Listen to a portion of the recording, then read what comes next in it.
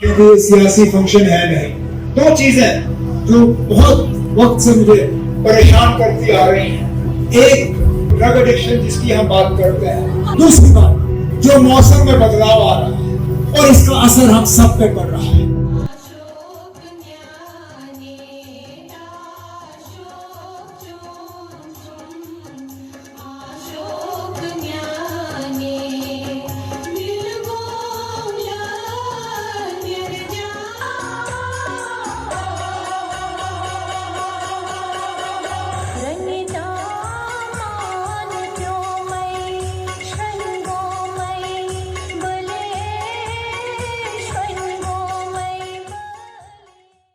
क्योंकि ये सियासी फंक्शन है नहीं, ये सोशल फंक्शन है।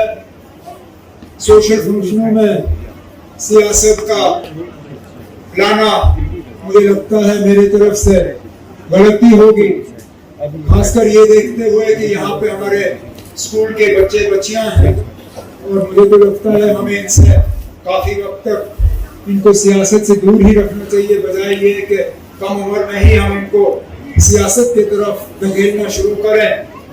तो मैं आज कोई सियासी बात करूंगा नहीं। सियासी उतार चढ़ाव आते हैं, अच्छे दिन आते हैं, बुरे दिन आते हैं, ना अच्छे दिन रहते ना बुरे दिन रहते हैं, लेकिन कुछ ऐसे मसले हमारे सामने आते हैं जिनका सियासत से ज्यादा लेना देना नहीं, जिनका असर लेकिन सब पे पड़ सकता है।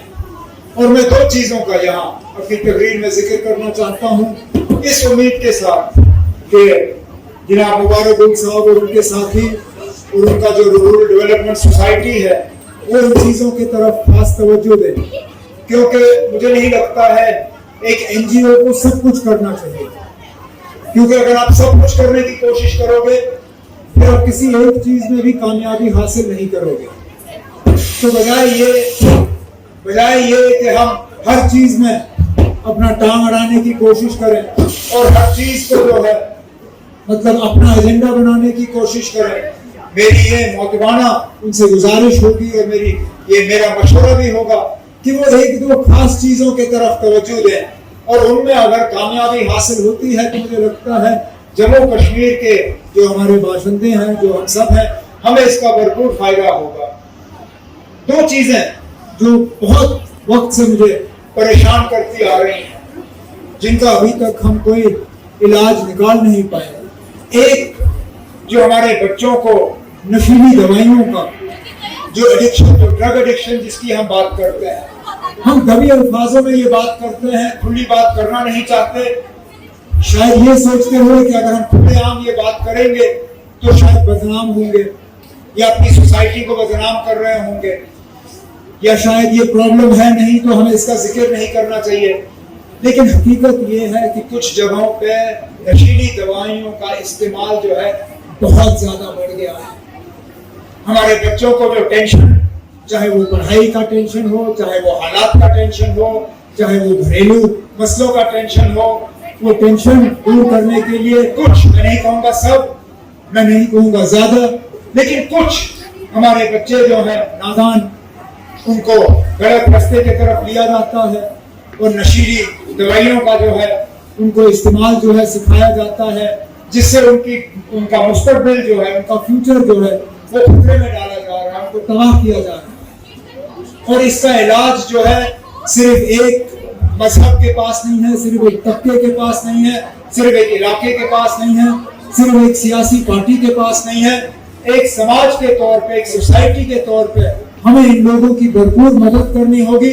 सबसे पहले तो उनकी जो शायद ये सोच रहे होंगे इसको इस्तेमाल करने का, लेकिन जिन्होंने अभी तक किया ना हो, उनको रोकना, और फिर जो बदकिस्मती से इन चीजों के शिकार हो गए हैं उन्हें इससे बाहर निकालना, ताकि हम उनको उनका मुस्तकबिल जो है वो लौटा सकें। मुझे लगता है अगर हम ये काम जो है अपने हाथ में लें और हम सब ये तय करें कि जहां पे भी हमें लगे कि नशीली दवाइयों का खरीद फरोख्त हो रहा है, नशीली दवाइयों का इस्तेमाल हो रहा है, या कोई नौजवान गलत फहमी में आके इसके इस्तेमाल के बारे में सोच भी रहा है, तो हमें फटाफट इसमें कार्रवाई करके उनकी मदद करनी चाहिए, ताकि इसका इस्तेमाल न सिर्फ हम कम करें बल्कि इसको हमें रोकने का काम करना होगा, तभी जाके हम जम्मू कश्मीर को बचा पाएंगे। नहीं तो मैं क्या बताऊं आपको, क्या क्या मुझे रिपोर्ट आती थी जब मैं वजीर आला था, मुझे आज भी याद है।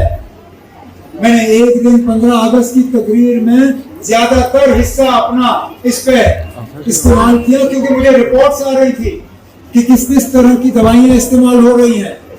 यहां तक कि आप हैरान होंगे सुन के, मुझे खुद यकीन नहीं आया जब तक कि मैंने देखा नहीं।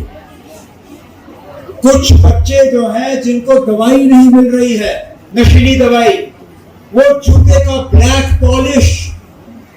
पॉलिश तक इस्तेमाल करते हैं नशा हासिल करने के लिए। यहां तक हम गए, यहां तक हमें खतरा हुआ है।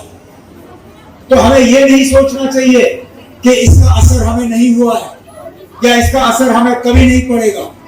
इसका असर कुछ जगहों में पड़ा है, हमें ये तस्लीम करना चाहिए और उसके बाद इसका इलाज जो है, इसमें हमें इन बच्चों की मदद करनी चाहिए और हमें अपनी सोसाइटी को, हमें अपने आगे वाले नस्ल को जो है बचाने की जो है पूरी कोशिश करनी चाहिए। दूसरी बात, जो मौसम में बदलाव आ रहा है और इसका असर हम सब पे पड़ रहा है। कोई ये नहीं कह सकता कि मौसम पे बदलाव नहीं आ रहा और इसका असर हम पे नहीं पड़ रहा। आप इसी साल का एक अंदाज देख लीजिए क्या हाल हुआ। जनवरी फरवरी ठीक रहे, मार्च में कितनी गर्मी थी। मार्च में हम पंखे ढूंढना शुरू कर गए। काफी सारा कश्मीर का इलाका ऐसा रहा जहां मार्च के महीने में एक कतरा बारिश भी नहीं पड़ी। फिर अचानक अप्रैल में मौसम बदल गया, गर्मी गायब, फिर सर्दी शुरू हुई। जून में एक दिन गर्मी, दूसरी दिन सर्दी। पिछले महीने जुलाई का मुझे कार्टून याद है, एक कार्टून वाले ने अखबार में कार्टून छापा, पंखे के साथ कांगड़ी मुफ्त। कहा आप पंखा खरीद लो, हम आपको कांगड़ी भी साथ दे देंगे। मतलब ये कि कोई भरोसा नहीं है। आज हमें पंखा चाहिए होगा, शायद कल हम कांगड़ी ढूंढ रहे होंगे। ये मौसम का बदलाव है और इसका असर हम सब पे पड़ेगा।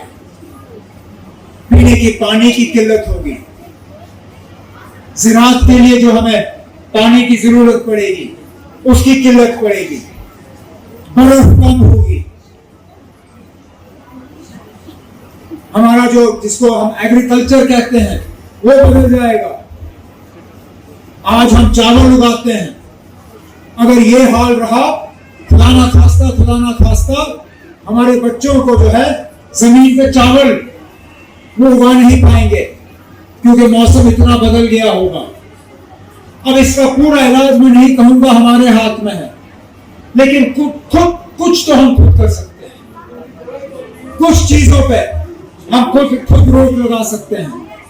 गाड़ी में से जो पोल्यूशन निकलता है उसको हम रोक सकते हैं।